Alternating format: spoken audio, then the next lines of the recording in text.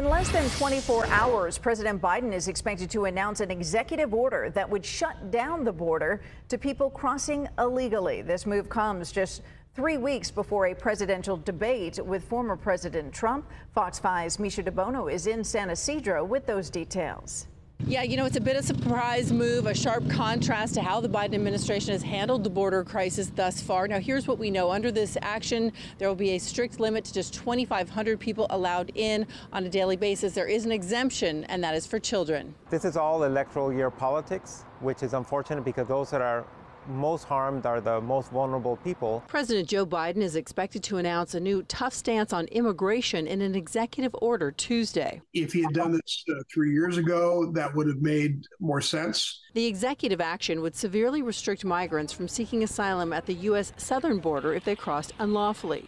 The number of asylum seekers would be capped at 2,500 between all southern ports of entry before the border would be shut down and everyone turned away. It's a very low bar.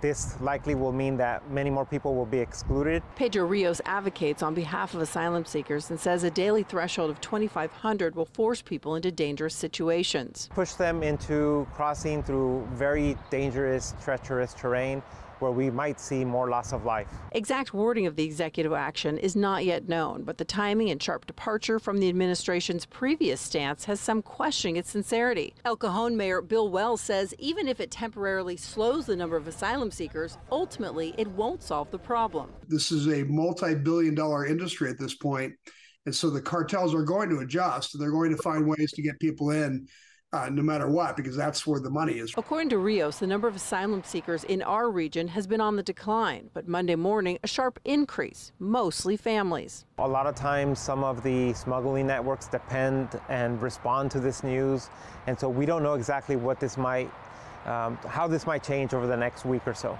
So yeah, still a lot of unanswered questions, including the actual language of this action. Migrants can still present their case. They just will not be allowed to stay.